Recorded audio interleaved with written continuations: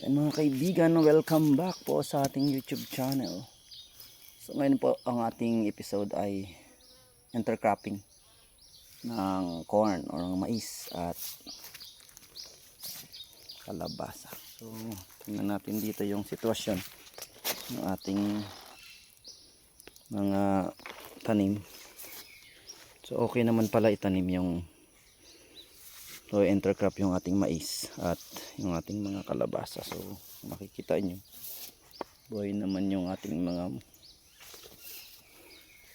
kalabasa dito, gumagapag naman lalo sa plastic mulch. Ayan.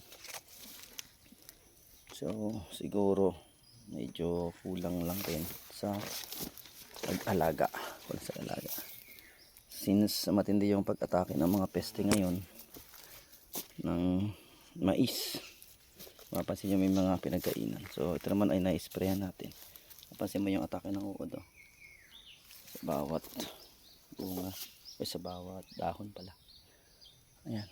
So far dito sa kabila okay din naman. Medyo nakaporma yung kalabasa. So nakapita niya yung mga mais. Yun o. Tingnan tayo dito. So nag-experiment tayo kung pwede ba sila o hirap, no?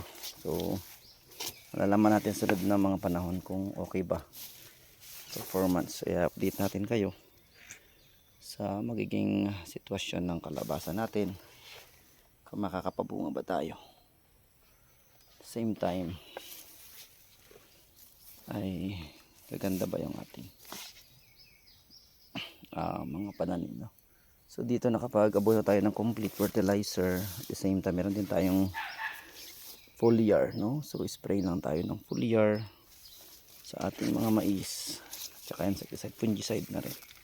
Pero grabe talaga yung mga uod ngayon, matindi mag-atake. Nagutom ang mga uod no? Taghirap din talaga sila. Kaya yung ating mga kalabasa, yung kalabasa natin ay matabya.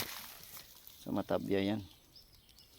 So tingin ko mas maganda rin siguro kung masolo, pero ito maximize natin yung area natin.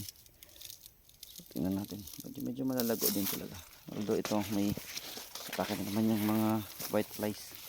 So na-sprayan na natin to, kaya lang medyo makulit yung mga kaibigan. So update tayo next time ano ba yung sitwasyon sa ating intercropping. So maraming salamat po sa inyong patuloy na pagsubaybay sa ating YouTube channel.